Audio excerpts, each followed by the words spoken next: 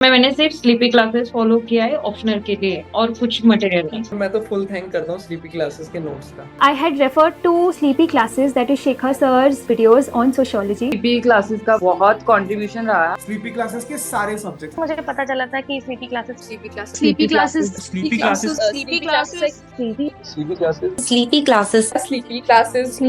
मेरा स्लीपी के साथ इंटरेक्शन हुआ। Sleepy Classes I completely relied on your channel. सिर्फ स्लीपी की वीडियोस ही देखी है। Sleepy classes sleepy classes is one of those मतलब इंस्टीट्यूशन जहाँ पे सभी टीचर अच्छे हैं। Hello everybody, my name is Ayush Pathak. I have secured All India rank 215 in this year's Civil Services Examination 2025. First of all, I'll give my brief about my education.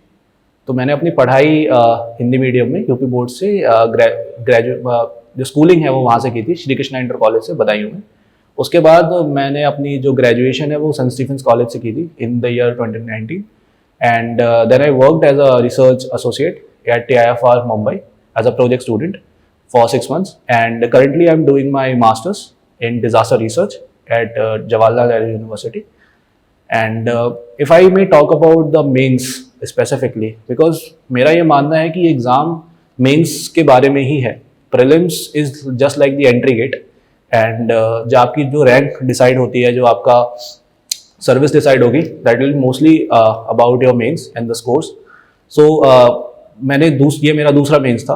I scored I miss the cut off mains last time by 4 marks, and उस time से मैंने काफ़ी improvement भी किया है इस बार.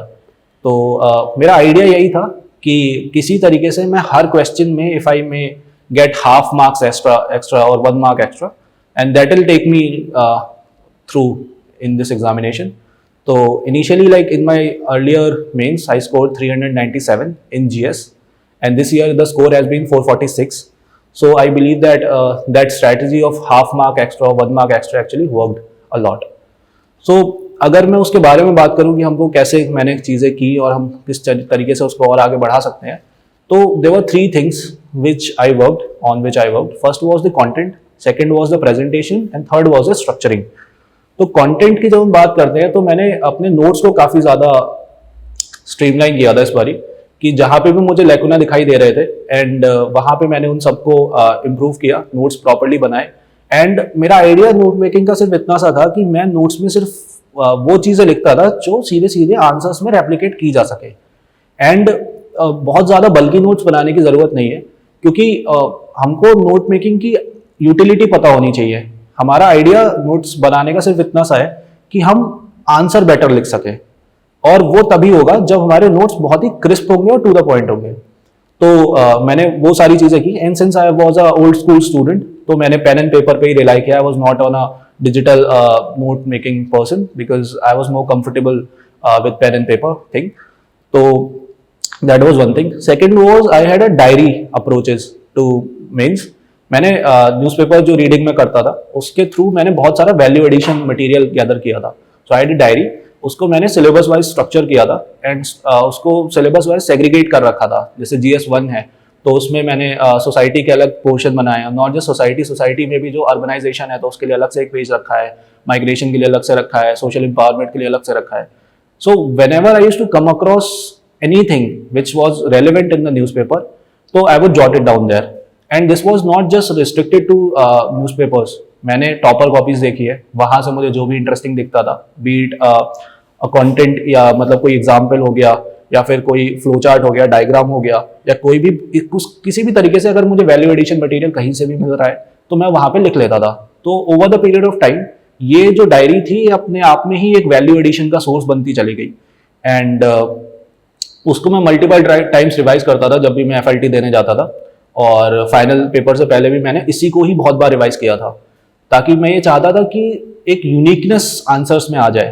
तो वो आई बिलीव कि वर्क किया. तीसरा चीज़ क्या था कि आई फोकस्ड ऑन टेम्पलेट्स, क्योंकि मेंस में ये होता है कि हमारे पास टाइम बहुत लिमिटेड है और it's a race against time. Mains में आपको सोचने का समय नहीं मिलता. अगर आपका पेन रुकता है तो there is a high chance कि आपका पेपर छूट सकता है. तो having readymade templates to think for example मैं सोचता था कि अगर मैं पॉइंट्स जनरेट करने हैं, so I was a person who would try to give number of points like multiple points and try to make it more comprehensive, कि केवल नंबर ही नहीं दिखाने कि मैंने इसमें 10 पॉइंट लिख दिए, इसमें 12 पॉइंट लिख दिए, बट एक कॉम्प्रिहेंसिवनेस आ जानी चाहिए। फॉर एग्जाम्पल अगर फूड प्रोसेसिंग पे क्वेश्चन आएगा तो I try to start from like entire value chain, की वो मतलब फार्म से लेके और सीधे प्रोड्यूस तक देन एक्सपोर्ट्स तक मैं पूरा एक वैल्यू चेन के थ्रू सोचूंगा और वहां से I will try to generate points, bit for challenges, bit for solutions. तो एक एग्जामिनर को भी एक तरीके से दिखता है कि हाँ this person knows everything, and उसके बीच में I will bring in the value addition की डेटा लेके आना है, कहीं से एग्जांपल्स लेके आने हैं। अगर ओडीओपी की कोई अच्छी स्कीम है जहां पे अच्छे से काम किया गया है तो उसको मैं लेके आऊंगा, फिर गवर्नमेंट्स की स्कीम है वो सब इसमें इनकॉर्पोरेट होंगी। That is just the part of the content which you put in your answers, and apart from that I believe so templates was one thing and number of points generate करने होते थे। फिर क्या idea होता था कि I would try to present the answer in terms कि भाई इसको किस तरीके से मैं ज्यादा बेटर दिखा सकता हूं। अब आप जब एज एन एस्पिरेंट जब आप आंसर लिखते हो तो आप ये भी ट्राई कर सकते हो कि try to fill the shoes of the examiner, कि अगर आप एग्जामिनर होते तो आप क्या चाहते एक आंसर में, how would you want the answer to be, and कि कैसे आपके पास में अगर कोई कंपैरेटिव एनालिसिस के लिए आंसर आएगा तो आप किसको 4 नंबर दोगे और किसको आप 6 नंबर दोगे। तो that understanding comes with a lot of answer writing of course and seeing toppers copies and everything. तो मेरा आइडिया यही था कि I would try to make the life of the examiner easy, कि किसी तरीके से उसको दिखा दूं कि हाँ आई नो द आंसर। तो उसके लिए I would bring in a lot of visual elements like B it the maps, B it diagrams, be it flow charts. So there is a thing when we write answers, there is a core demand and a peripheral demand. So wherever there is a peripheral demand, I'll try to make it like a flow chart of a sun diagram or a moon diagram, just to like show the elements and just move on with it. Because mains में the thing is कि हमारे पास में space बहुत limited है, time बहुत limited है, words भी limited है, तो हम बहुत ज़्यादा उसको explain कर नहीं सकते, and उतने ही time और space में हमको बहुत सारी चीज़ें लिख के देनी है। So that was the idea. तो उसके लिए मैंने बहुत सारी चीजें अपनी इनकॉर्पोरेट की थी इस बारी। आई रिमेंबर मेन GS1 में देयर वाज हड़प्पन आर्किटेक्चर का क्वेश्चन था। So in each and every point when I was mentioning कि बी ड्रेनेज और द रोड नेटवर्क्स और सिटाडेल वाला the planning of the city, तो वहां पे I would make some small diagrams in the margins in the side, and so that just to convey to the examiner, because ultimately it's a comparative paper. Think from an examiner's perspective, उसको दिन में 100 लोगों की कॉपियां check करनी है, 100 लोगों ने सेम क्वेश्चन के आंसर लिखे हैं, वो कैसे किसी को जज करेगा कि इसको मुझे 4 नंबर देने हैं, इसको मुझे 4.5 देने हैं, उसको 5 देने हैं या 5.5 देने हैं और whatever. तो that extra element you have to give, that uniqueness you have to bring in the answers. तो उसका आइडिया यही था कि उसमें मैं कैसे भी विजुअली उसको इम्प्रूव कर दूं। Then came the neatness of the answer, because I worked a lot on that.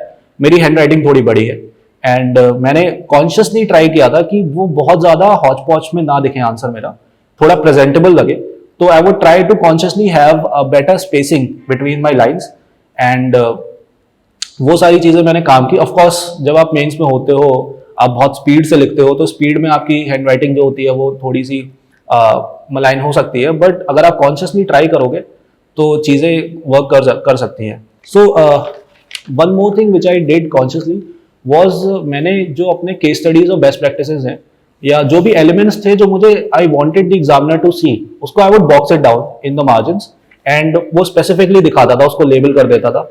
Flow charts बनाए थे, जैसे फॉर एग्जाम्पल GS3 होता है, तो GS3 में अगर आप इकोनॉमी की बात करोगे तो इकोनॉमी में साइकिल्स होती हैं कि अगर इन्फ्लेशन बढ़ेगा तो ये होगा, फिर ये होगा, फिर ये होगा, ठीक है। तो अगर आप उसको एक साइक्लिक डायग्राम की तरह दिखा देते हो तो वो काफी चीजें कन्वे कर देता है, राइट। तो वो चीजें मैंने की थी। इस बारी मैंने बहुत सारी एलिमेंट्स मैंने ऐड किए थे आंसर्स में विच वर अ बिट यूनिक, कि कैसे जो बहुत ज्यादा डेंस कंटेंट है उसको मैं बहुत सिंपलिस्टिक वे में प्रेजेंट कर दूं। जैसे GS4 होता है, तो GS4 में हम ट्राई करते हैं कि कैसे भी उसको डायग्राम छोटा सा डायग्राम बना के या वेन डायग्राम बना के दिखा दिया कि किस तरीके से एक क्वालिटी है उसको हम कैसे इंप्रूव कर सकते हैं, कैसे कर सकते हैं। एंड सिंस मेरे पास में जो कंपाइलेशन था, वैल्यू एडिशन का, उसमें बहुत सारे कोड्स और बहुत सारे एग्जाम्पल्स थे, एंड जो मैं न्यूज़पेपर पढ़ता था उससे मुझे बहुत यूनिकनेस भी आई थी उस उधर से. And one thing which I did, I remember, वो था जब पद्मा अवार्ड्स आते हैं, तो जो पद्मा अवार्डीज होते हैं उनकी स्टोरीज बहुत इंस्पिरेशनल होती हैं. एंड मैंने उनके पूरे प्रॉपर नोट्स बनाए थे कि अगर इस चीज से रिलेटेड कुछ आता है तो I bring in this person. Ethics में होगा तो ये, ऐसे में I will give a bit explained example, because ऐसे में you have to explain a bit that entire thing. तो वो सारी चीजें मैंने उसमें की थी. And then apart from that I had very consciously tried to attempt the paper differently this year. This was one thing which I feel was a bit different from others. मैंने 1 से लेकर 20 तक क्वेश्चन सॉल्व नहीं किए थे, ना ही मैंने 11 से 20 तक सॉल्व किए थे, which mostly people do. I solve paper section wise, which is like अगर इनिशियल 3 क्वेश्चन आ रहे हैं हिस्ट्री के GS1 में अगर हम देखेंगे, और फिर 11 से 13 के क्वेश्चन जो है दे आर फ्रॉम हिस्ट्री, तो I will solve these 6 question in a go. Idea क्या था कि जब मैं एक तरीके से सोच रहा था तो I was able to bring in the keywords which were relevant to that paper, to that subject, because हर चंक ऑफ सिलेबस के कुछ स्पेसिफिक कीवर्ड्स होते हैं. फॉर एग्जाम्पल अगर हम बात कर रहे हैं साइंस एंड टेक की, तो साइंस एंड टेक में आपको साइबर सिक्योरिटी के क्वेश्चन है अगर, तो आपको स्पेसिफिकली उसके ही कीवर्ड्स लेके आने हैं, क्योंकि एग्जामिनर को लगेगा कि हाँ this person knows it. Similarly internal security की अगर आप बात करेंगे तो इंटरनल सिक्योरिटी में भी मैंने बहुत सारे जो उसके रेलेवेंट कीवर्ड्स है, मैं उसमें मैप बनाऊंगा, पहले मैप पे दिखाऊंगा. अगर मतलब फॉर एग्जांपल अगर नॉर्थ ईस्ट इंसर्जेंसी का कोई क्वेश्चन आता है तो I will make a map of entire north east with political boundaries. So उसकी प्रैक्टिस की थी मैंने, तो उससे मैं फिर उसमें इंडिकेट करूंगा कि कैसे कहाँ पे इश्यूज हैं. अगर इंसर्जेंसी पे क्वेश्चन है तो यहाँ पे इश्यूज हैं, ठीक है. अगर उसमें एक्सटर्नल स्टेट का रोल दिखाना है तो मैं म्यांमार से क्या प्रॉब्लम आ रही है, चाइना से क्या प्रॉब्लम आ रही है, बांग्लादेश के थ्रू क्या प्रॉब्लम जा रही है, ठीक है. तो वो विजुअली एक मैप के थ्रू डिपेक्ट हो जाएगा. सिमिलरली जो कीवर्ड्स की बात है, वो कीवर्ड्स भी वहां पे अगर समाधान स्ट्रेटेजी की बात करनी है या फिर हमको और mission Sadbhavana is there, I guess, I am not remembering it correctly, but so you get the idea कि उससे रिलेटेड जो कीवर्ड्स है वो आने चाहिए आंसर में. वो मैंने अक्रॉस ऑल GS किया था.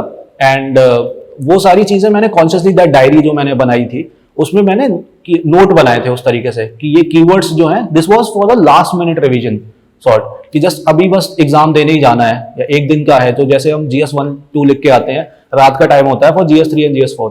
तो जो नोट्स थे वो बहुत ही बल्कि नहीं थे उस समय, क्योंकि मैं बहुत ज्यादा चीजें रिवाइज नहीं कर सकता था. I wanted to be more calm.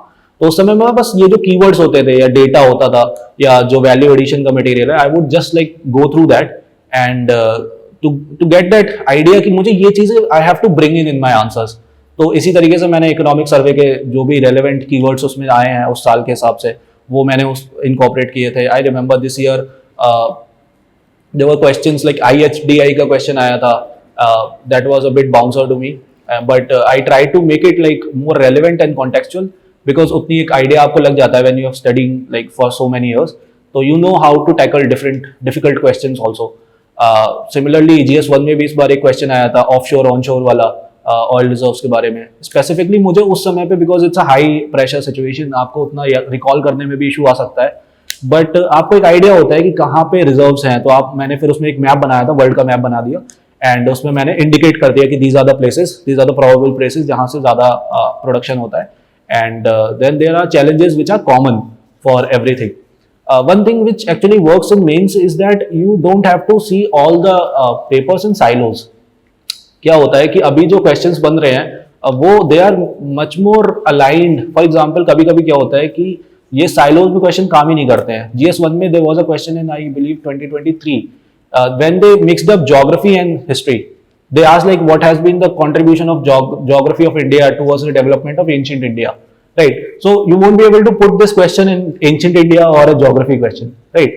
तो उसमें क्या रहेगा कि आपको दोनों तरीके से उसको एनालाइज करना है. तो मैं क्या करता था, सिमिलरली अभी अगर आप देखोगे GS1 में अगर ज्योग्राफी का क्वेश्चन है तो वो लोग डिजास्टर मैनेजमेंट को ले आएंगे, उसमें इन्वायरमेंट का इशू ले आएंगे, ठीक है. सो आपको ये सारी चीजें भी देखना है कि आपको इंटरलिंकेजेस बनाने पड़ते हैं मेंस में अक्रॉस पेपर्स. तो वो आपको हेल्प करता है इन योर पॉइंट मेकिंग, कि आप नंबर ऑफ पॉइंट्स जो जनरेट कर रहे हो उसमें भी it will help, and it will also help you to sort of give a broader perspective in the answers. क्योंकि अगर आप मान लो कंक्लूजन अगर आप लिख रहे हो and if you can bring out that कि भाई दिस इज हैपनिंग, अगर स्टैटिक क्वेश्चन है मान लो आप सुनामीज की बात कर रहे हो, साइक्लोन्स की बात कर रहे हो, and just in conclusion you bring out the element कि भाई क्लाइमेट चेंज हो रहा है, ठीक है, and how this is maybe they are asking a very static question, but अगर आप उसमें भी थोड़ा सा एलिमेंट लाओ, but like I am not saying कि आप इंटायरली उसमें ऐसा कुछ कर दो, but in the end you can just give the idea ki see this is also changing, this is becoming very frequent, right, and climate change ki wajah se it's like becoming a bigger problem, so we need to work upon it accordingly. So those are the small things which you try to put in your answers, which actually takes you a bit, like the idea is to get that 1 mark extra or 0.5 mark extra. So these are the things which might work. And similarly is across the things, आप जब intro लिख रहे हो या body लिख रहे हो, conclusion लिख रहे हो, तो आप जब इंट्रो लिख रहे हो तो आपको इंट्रो में भी उसी तरीके से सारी चीजें आपको दिखानी पड़ेगी कि don't make it very monotonous कि जस्ट आप एक तरीके का इंट्रो लिखते जा रहे हो कि just like starting with definition और समथिंग. आप you can mix and match between that. आप एक डेफिनेशन से लिखो जब आपको लगता है कि यार this term is something which is vague. So अगर कोई ऐसा कोई क्वेश्चन है जिसका कोई ऐसा term है which is the basic theme of the question and which is vague, to start with the definition. Otherwise start with a bit of current affairs oriented कि हाँ recently this something has happened and this makes this whole issue very important to study. And similarly you can introduce your question or you can bring in the data regarding to that topic. So that actually works across all papers, be it GS2 or GS3 as well. क्योंकि ये जो papers हैं अभी हमको लगता है कि जैसे फॉर एग्जांपल GS1 है, so we feel that it's very static oriented, but if you can bring your current knowledge और current affairs knowledge into these questions, because क्या होता है कि कभी कभी ज्योग्राफी का very static question will be asked because current में कुछ हुआ होता है. फॉर एग्जाम्पल अगर उन्होंने वोल्केनो के बारे में पूछा है या सुनामीज के बारे में पूछा है या फॉर एग्जाम्पल साइक्लोन्स के बारे में पूछा है, so something might have happened in that year, उसी वजह से वो क्वेश्चन आया है. तो इफ यू नो दैट कि वो क्वेश्चन क्यों पूछा गया है और अगर आप वो चीज इनिशियली एग्जामिनर को बता देते हो कि okay I know this because I have read this in newspaper, तो आप उसको इंट्रोड्यूस करते हो उसी तरीके से, and that way the examiner knows कि हाँ ठीक है दिस पर्सन नोज, एंड वो आपको एक एज दिला सकता है. So if I were to give you an example how things have changed from last mains to this mains, it would be how I structured my answers. For example if in 2023 अगर question आया होता, for example अगर हम food processing का ले लेते हैं GS3 में, तो फूड प्रोसेसिंग सबको पता होता है, सबके पास में नोट्स होते हैं, तो अगर 23 में अगर वो क्वेश्चन होता तो मैं उसमें इस तरीके से करता कि I would like give example और या मैं उसको इंट्रोड्यूस करूंगा विद द डेटा कि इस तरीके से है, this much is contribution towards the GVA of agriculture या GDP में इतना कंट्रीब्यूशन होता है फूड प्रोसेसिंग इंडस्ट्री का, एंड फिर मैं स्टार्ट करूंगा बॉडी में और फिर मैं बस पॉइंट दिखूंगा 1 2 3 4 5 6 इस तरीके से मैं लिख के, and then I will try to make it like कि अच्छा ठीक है इसमें चैलेंजेस क्या है, चैलेंजेस दिखा दिए, and then I will sum it up, conclusion देके खत्म कर दूंगा.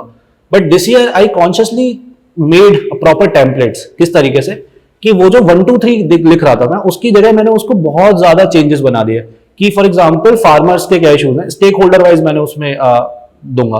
फॉर एग्जाम्पल फार्म के क्या इशूज है, मतलब एग्रीकल्चर लैंड के क्या इशूज है, लैंड के बाद में उसमें फार्मर को क्या प्रॉब्लम आ रही है, प्रोडक्शन में क्या प्रॉब्लम होगी, उसके बाद में मार्केटिंग में क्या इशू होगा, मार्केटिंग में मैं सारी चीजें वेयर हाउसिंग पूरा दिखाऊंगा उसमें किस तरीके से पूरा एक आई मेक श्योर कि मैं पूरा जो वैल्यू चेन है वो एक साइकिल के थ्रू दिखाऊंगा उसमें कि किस तरीके से हर स्टेप पे इश्यूज है. So the better presentation could be I make a cycle, big cycle on a paper, और मैं उसी में साइड में निकाल के एरोज हब एंड स्पोक की तरह वहां पे आई मेक श्योर कि यहाँ पे ये प्रॉब्लम है, यहाँ पे ये प्रॉब्लम है, यहाँ पे ये प्रॉब्लम है, and I submit up there then and there itself.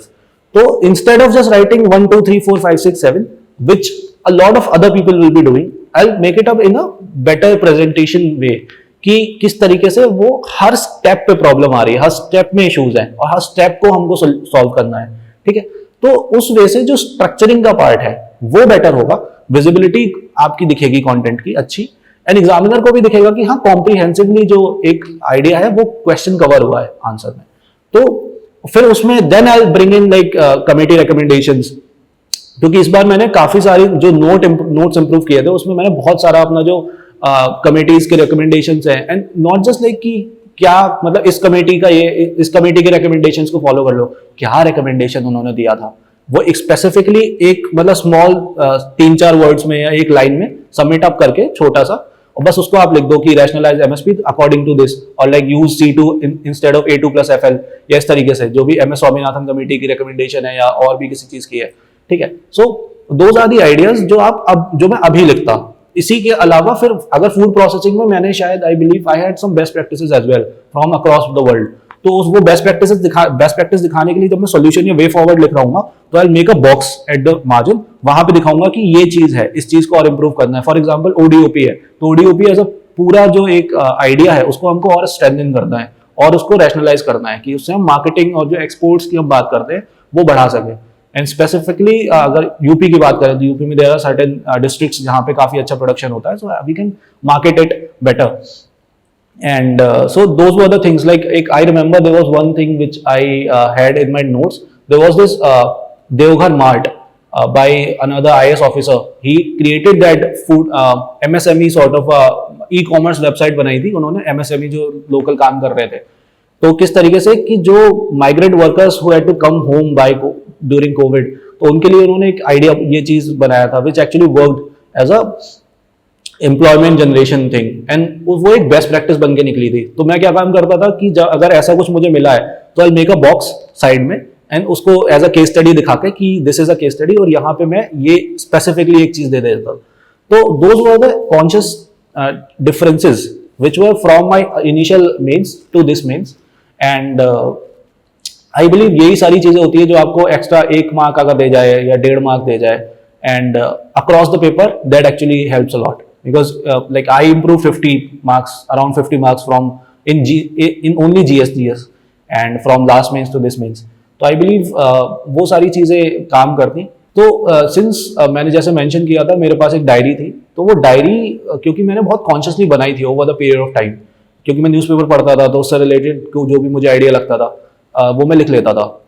अब there might be a person who might not have to do or might not be able to do this exercise because it can be a tedious exercise for some people, और उनको लग सकता है कि ये सारा material तो मुझे बाहर भी मिल जाएगा, तो which is even doable as well, कि आप काफी सारी कोचिंग्स होती हैं, they come out with a compilation last में। आई बिलीव सोनिया IAS की मैंने भी फॉलो किया था, उसमें फैक्ट्स एंड डेटा शीट करके वो लोग निकालते हैं which is very good। तो मैंने उसका क्या किया था कि उसको मैंने 1 साइडेड प्रिंट कराया था, एंड उसके बाद भी जब मुझे कुछ और मिलता था तो मैं उसमें ऐड कर लेता था। लेकिन फॉर अ पर्सन जो ये सारी चीजें नहीं कर सकता है उसके लिए बेटर यही आइडिया रहेगा कि आप कंपाइलेशन ले लो, ठीक है, आप शून्य की ले लो, आप कहीं से और से अगर किसी अच्छी कोचिंग का आपको मिल रहा है वहां से देख सकते हो, and also read a lot of toppers copies, क्योंकि टॉपर्स कॉपीज में क्या होता है कि they are the gold standard, क्योंकि कोचिंग्स में जो वैल्यूएशन होगा या कहीं और से जो आप फीडबैक लोगे दैट इज वेरी डिफरेंट। जो टॉपर्स के नोट्स, टॉपर्स की कॉपीज हैं, they are the gold standard because उनके मार्क्स आए हैं, and that's where UPSC is actually rewarding. Those are the standards जहां से आपको काम करना है, तो अगर वहां से आप कुछ अपना निकाल ले सकते हो क्योंकि वो आपका यूनिक एलिमेंट होगा, right. Everybody reads PT 365, mains 365, ठीक है, तो आप उसमें कहां से अपना एक एज ले सकते हो, तो वो एज जो है that will come from these kind of things. तो आपको आपके पास में आपके जो नोट्स होंगे they should have some sort of those unique elements as well. तो आप कंपाइलेशंस फॉलो कर सकते हो, एंड टॉपर्स कॉपीज आप जरूर देखें। तो one more thing which happened different from 2023 to this year was कि उस वाले अटेम्प्ट में कुछ एक क्वेश्चंस ऐसे थे जब पेपर में, आई रिमेंबर GS1 में और GS2 में भी मैंने हाफ क्वेश्चन मेरा छूट गया था, and this year I consciously made a decision कि मैं कुछ भी no matter what happens I will make sure कि मैं पूरा पेपर लिख के आऊं एंड पूरा भर के लिख के आऊं, ठीक है। तो उसके लिए मैंने यही किया था कि देयर वर सर्टेन क्वेश्चंस, हमेशा होता है मेंस में, हमेशा हर पेपर में 1 या 2 क्वेश्चंस ऐसे आते हैं जिसका किसी को पता नहीं होता है। लास्ट ईयर GS1 में ट्विस्टर वाला क्वेश्चन आया था, 23 में फ्यॉर्ड का क्वेश्चन आया था, IMO पे क्वेश्चन आया था, I remember. This year there was this onshore offshore oil reserves वाला आया था, या फिर जो रिमोट सेंसिंग वाला क्वेश्चन थे। तो ये काफी कर्व बॉल्स जिनको बोलते हैं, ऐसे क्वेश्चंस आते हैं हमेशा, और आपको उसके लिए तैयार रहना होता है। ऐसे क्वेश्चंस को हैंडल करने के लिए सबसे अच्छा तरीका ये है कि आप इनको टुवर्ड्स द लास्ट अटेम्प्ट करें, ठीक है। इट्स ऑलवेज एडवाइजेबल कि आप उसमें बहुत ज्यादा टाइम ना दें, क्योंकि मार्किंग और जो स्कोरिंग होगी वो टुवर्ड्स द लोअर साइड ही रहेगी। अगर आप बहुत ज्यादा उसमें अच्छे से लिख के आएंगे तब भी क्या कहते हैं आपका टाइम ही जाएगा। So try to focus more on the questions जो आपको अच्छे से आते हैं, इसको आप टुवर्ड्स द एंड अटेम्प्ट करें। कैसे अटेम्प्ट करना है उसका आइडिया यही है कि उसका जो बेसिक थीम है उसको आपको देखना है कि ये किस पार्ट ऑफ सिलेबस से आया है, पहली चीज तो वो है। वहां से आपको एक रेलेवेंस पता चलेगा कि आपको क्या आंसर को किस तरह से अलाइन करना है। अगर वो मतलब ज्योग्राफी से क्वेश्चन आया है तो GS1 में आया है तो आप ट्राई करोगे उसमें ज्योग्राफिकल पर्सपेक्टिव लेके आओ, because the examiner will be wanting that. ठीक है, तो आप ज्योग्राफिकल पर्सपेक्टिव लेके आते हो, आप उसके आसपास में रहते हो। जैसे फॉर एग्जांपल आई रिमेंबर इस बार ऑयल जो ऑनशोर ऑफशोर रिजर्व वाला क्वेश्चन था वो मुझे उतना अच्छे से नहीं आता था, but what I did was मैंने उसमें एक अच्छा सा मैप बनाया, मैंने उसमें इंडिकेट किया कि यहाँ पे हैं रिजर्व्स, ये हैं, और फिर उसमें जो भी I specifically don't remember the question, I believe उसमें शायद चैलेंजेस पूछे गए थे, तो चैलेंजेस में भी मैंने फिर उस तरीके से दिखाया कि इसमें ड्रिलिंग में क्या इशूज आएगा, इसमें प्रोडक्शन में क्या इशू आएगा, इसको मार्केट कैसे लेके जाएंगे, इसको शिपमेंट में क्या इशू आएगा, फिर काफी सारे और चीजें रखी। तो जो भी आप आर्ग्यूमेंट जनरेट करोगे try to keep it relevant to that chunk of syllabus, that part of syllabus जहां से वो क्वेश्चन आया है। ठीक है, तो आप डिविएट नहीं होगे उस थीम से, ओवरऑल थीम से, क्योंकि कभी कभी स्पेसिफिक आपको नहीं भी आता होगा लेकिन फिर भी आप कुछ ना कुछ आप लिख जाओगे, because in UPSC you know that if you have put in sincere effort in all the papers you have something to write about anything, you know something about anything, and that is the beauty of this examination as well. So I believe this is the practical way to approach those kind of questions which are very curveball sort of a way. In this examination specifically mains में एक बहुत ज़रूरी चीज़ होती है कि आपको constantly खुद को evaluate करते रहना होता है कि आप सही तरीके से जा रहे हैं, सही डायरेक्शन में जा रहे हैं कि नहीं जा रहे हैं। Because this examination is not about just hard work or smart work. It's doing the right amount of work at the right amount of time, in the right amount of direction, in the right amount of effort as well. So all everything has to align. तो जब आप mains में जाते हो तो mains में आपको constantly अपने आप को आपके आंसर्स इवेल्युएशन बहुत ज़रूरी हो जाता है। तो मैंने क्या किया था, इस बार I joined MGP for my answer writing, specifically mains और GS के लिए। दूसरा मैंने I had already also enrolled my self in convert IAS का अनलिमिटेड इवेल्युएशन प्रोग्राम। वहाँ पे मैं दोनों जगह से अपने आंसर्स को इवेल्युएट करवाता था, just to get the like a diversified perspective on my answers, कि इट्स नॉट जस्ट अबाउट कि कितने मार्क्स आ रहे हैं, कि किसी ने मुझे 4 out of 10 दिए हैं या somebody has scored like given me 5 out of 10. That is not the issue. The main is कि the evaluator should tell you कि कहाँ पे improve किया जा सकता है, कहाँ इसकी presentation improve की जा सकती है, कि अगर कहीं पे comparison आया है तो make sure you make a table out of it, कि आप table बनाओ, वहाँ पे compare करो, आप सादा सादा ना लिखो। ठीक है, क्योंकि एग्जामिनर को भी उतना अच्छे से समझ में नहीं आएगा जब वो आपका पैराग्राफ्स पढ़ेगा। So it's better to make a table. And similarly तो जो आइडिया था कि डाइवर्सिफाइड पर्सपेक्टिव और जो इवेल्युएशन जब आया था तो उससे मुझे काफ़ी सारी चीज़ें अपनी जानने को मिली थी कि कहाँ कहाँ पे मैं किस तरीके से गलतियाँ कर रहा हूँ, किस तरीके से मैं उसको और इम्प्रूव कर सकता हूँ। जैसे कि मतलब मैं बहुत ज़्यादा just I was throwing keywords on the face of it. जब मैंने ये रियलाइज किया था कि जब मैं आर्गुमेंट लिख रहा था मैं सिर्फ एक कीवर्ड लिख देता था और फिर उसको आगे बढ़ जाता था। तो आई बिलीव दैट कि थोड़ा सा उसमें एक्सप्लेनेशन, एक छोटा सा एक्सप्लेनेशन जरूरी है जाकि वो कोहेरेंट दिखे, ऐसा ना लगे कि you are just throwing it in the face of the examiner.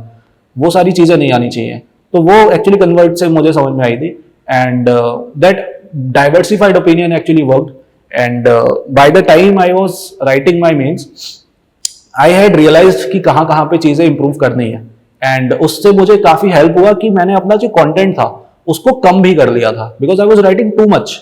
I was writing like I was giving very elaborated examples. I was writing bigger introductions, bigger conclusions. तो मुझे ये आइडिया लग गया कि इतना ज़्यादा लिखने की, और उसकी वजह से मेरा पेपर भी छूट जाता था कभी कभी। लेकिन जब मुझे ये समझ में आया कि क्या चीज़ें कम की जा सकती हैं, बिकॉज इन दिस एग्जामिनेशन कभी कभी वैल्यूएशन में ये होता है कि दे जस्ट टेल यू कि अच्छा ये नहीं है, इसमें ये कम है और ये लिख लो और ये लिख लो, ये लिख लो। दे डोंट टेल यू कि इसको घटा दो, इसको कम करके यहाँ पे ये लिखो, because you have limited time and limited space is there. तो आपको उसको बहुत कम समय में कम शब्दों में ही दिखाना है। And that was the idea. उस वजह से मेरा जो टाइम था, वर्ड्स थे, वो सब स्ट्रक्चर हो गए, स्ट्रीमलाइन हो गए। And by the time I was writing mains तो वो सारी चीजें काम कर गई थी तब तक। So basically in convert IAS what they do is they have a evaluation program. तो आप कहीं से भी क्वेश्चन लिखते हो, इवन इफ आपने अगर PYQs लिखे हैं प्रीवियस ईयर क्वेश्चंस, तो आप वहां पे जाओ, उनकी साइट पे आप अपलोड करो and then evaluate it for you. दूसरा क्या है कि इनिशियली आपको ट्रायल पीरियड के लिए वो 2 या 3 क्वेश्चन देते भी है कि आप बस उनको फ्री में भेजो और वो आपको इवेल्युएट करके देखना, जस्ट कि आप उनकी क्वालिटी देख पाओ कि is it like worth your time और लाइक मनी। तो वो सारी चीजें I believe is very good. Basically in convert IAS unlimited evaluation programme what they do is like कि आप कहीं से भी क्वेश्चन लिखो, वहां पे अपलोड करो and it is very affordable.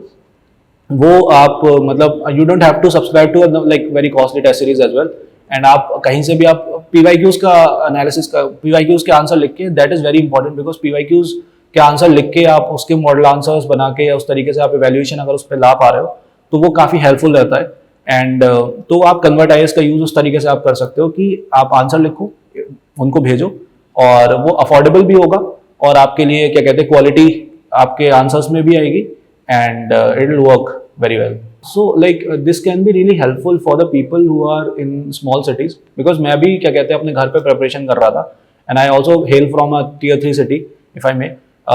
तो वहाँ पे जाके हमको एक FOMO रहता है कि यार हम दिल्ली में पढ़ाई नहीं कर रहे हैं and how will we be able to compete with the people who are there, coaching से सारी वहाँ पे। तो कन्वर्ट IAS में ये आपके लिए मतलब अफोर्डेबल रहेगा। दूसरा आपके लिए क्या कहते हैं एक पीयर ग्रुप जो पीयर प्रेशर रहता है कि वो मतलब मैं कर नहीं पा रहा हूँ, वो सारा सब मैनेज हो जाएगा उससे and you will be able to get a good evaluation on your answers as well. So ultimately mains में जब हम आंसर राइटिंग करते हैं तो उसमें बस हमको कुछ चीज़ें ध्यान में रखनी है एंड फॉर एग्जाम्पल अगर प्रेजेंटेशन की बात कर रहे हैं तो हमको मतलब जो डेटा है आप ट्राई करिए कि अगर आप डेटा लिख रहे हो तो आप खाली नंबर से लिखो, आप उसका अगर आप बार चार्ट बना सकते हो तो बना दो, ग्राफ्स बना दो, ठीक है, उसको थोड़ा डिफरेंट तरीके से रिप्रेजेंट कर दो, ठीक है। सिमिलरली अगर आप कोई एग्जाम्पल दे रहे हो तो एग्जाम्पल को you can box it up और डबल अंडरलाइन इट। अगर आप किसी का रेफरेंस दे रहे हो, अगर आपने फॉर एग्जाम्पल जैसे मैंने अशोक गुलाटी सर के रेफरेंस दिए हैं इन एग्रीकल्चर, तो मैं उनके नाम के नीचे या कहीं पे कोई कमेटी रिकमेंडेशन है तो उनके नाम के नीचे I like double underline it, ठीक है, just to see show the examiner कि वो उसको विजिबल हो जाए। Now there are certain don'ts as well in this means in this whole process because they should not be an overdo of anything, ठीक है। एक डाइवर्सिटी रहनी चाहिए आंसर्स में कि आप एक ही तरीके की सारी आंसर राइटिंग नहीं करना बिकॉज मोनोटनी बिल्डअप हो जाएगी उसमें। तो आप ट्राई करिए कि आप कैसे भी अपने चीज़ों को रिपीट ना करें बहुत ज़्यादा। अगर आप इंट्रोडक्शन दे रहे हो तो आप ट्राई करो कहीं पे आपने डेफिनेशन से स्टार्ट कर दिया, कहीं पे डेटा से स्टार्ट कर दिया, कहीं पे आर्टिकल से स्टार्ट किया, कहीं पे आपने उसका करंट अफेयर्स की तरह से लेके आए कि recently something has happened this way. तो वो एक नॉवेल्टी रहती है आंसर्स में। दूसरा, अगर आप डायग्राम्स बना रहे हो तो आप ये मत करो कि आप हर क्वेश्चन में ही बना रहे हो। Only think where it is relevant. The idea of making a diagram is to save you time, present your content in a better way and convey to the examiner that you know the answer. That is it. वो जहां पे relevant है वहां पे बनाइए। आप cycles बनाइए या फ्लो चार्ट्स बनाइए, आप डायग्राम्स एंड मैप्स बनाइए, बट उनकी यूटिलिटी आपको समझ में आ जानी चाहिए। तो आप उसको ओवरडू ना करें कि आप just for the sake of making it आप हर आंसर में वो करने जा रहे हो। Third thing is which is very important is कि आपको सब हेड्स समझ में आ जाने चाहिए क्वेश्चन के कि कितने सब पार्ट्स हैं, कितने सब पार्ट्स हैं, उसके अकॉर्डिंग आपके नंबर ऑफ पॉइंट्स आएंगे। आपको ये नहीं है कि आपने 10 मार्कर या 15 मार्कर है तो मुझे 20 पॉइंट लिखने हैं या 15 पॉइंट लिखने हैं। आई was not that kind of student. तो मेरा आइडिया यही था कि अगर मुझे सब पार्ट्स दिखाई दे रहे हैं कि for example this year I remember GS2 में there was a question of pardoning power of president. तो उसमें they asked advantages of comparison पूछा था कि इंडिया और यूएस की जो पार्डनिंग पावर ऑफ प्रेसिडेंट है उसको कंपेयर कीजिए। तो उसमें एडवांटेज भी आपको दिखाने हैं, दोनों के डिसएडवांटेजेस दिखाने हैं। Then also you have to talk about the preemptive pardon part of US president because Hunter Biden का केस हुआ था उससे पहले, right? So I started with Hunter Biden वाला case in the introduction itself just to show the examiner कि okay I know the context. उसके बाद में I went on, मैंने टेबल बनाया, टेबल बनाने के बाद में I compared the two advantages, disadvantages, then I made the preemptive pardon वाला चीज। तो I don't think कि आपको ऐसे रिजिडली स्टिक करना चाहिए कि मुझे 10 पॉइंट लिखने हैं या 15 पॉइंट लिखने हैं। आप ये देखिए सब हेडिंग में कितने आपके पास में जगह है और उसकी क्या डिमांड है, ठीक है। कभी कभी कुछ सब headings they are more important. अगर चैलेंजेस पूछे गए हैं तो they are containing more marks in that question, तो आप उसको ज्यादा एम्फेसिस दीजिए। सो आपको वो कोर डिमांड क्या है, पेरिफेरल डिमांड क्या है, वो आंसर की आपको समझ में आती है। Once you understand that answer demand क्या है, उसके अकॉर्डिंगली आप अपना स्ट्रक्चर प्लान करते हो, उसी के अकॉर्डिंग आपका कंटेंट स्ट्रीमलाइन हो जाता है।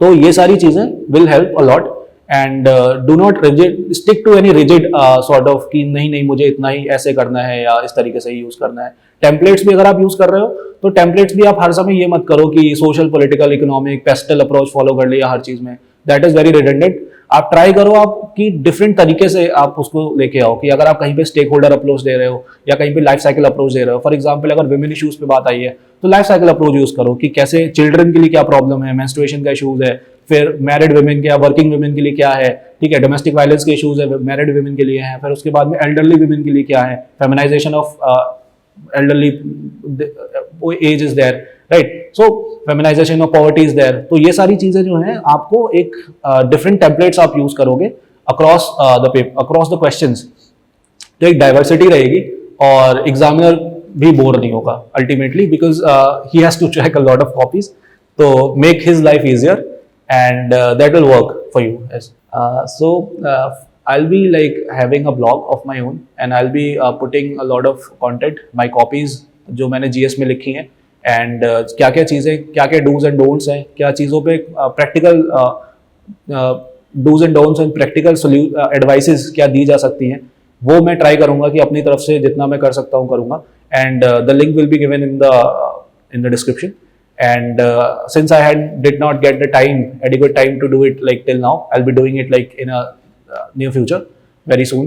तो मैं prelims से specific, mains से specific, mains के चारों पेपर, SS से specific, also sociology optional.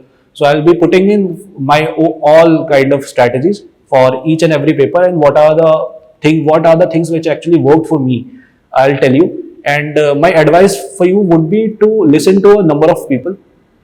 Do not stick to any one person or one strategy because there is no one sutra to clear this examination. I believe every topper will tell you differently because they can only tell you what things worked for them, right? You have to find out what will work for you and that will come with a lot of diversity of opinion. जब आप काफ़ी सारे लोगों को देखोगे, काफ़ी सारे toppers की कॉपीज को आप एनालाइज करोगे तो आपको एक चीज़ समझ में आएगी कि आपके लिए क्या वर्क करेगा, आपका स्ट्रेंथ्स एंड वीकनेसेस कहाँ लाई करती है। So having that much of clarity will be very important. So on that note, I'll be giving my 2 cents regarding this whole preparation and the strategy. And with that, I wish you all the very best to your upcoming prelims and mains and ultimately clearing this examination and coming to this side of the exam. So all the very best and thank you so much.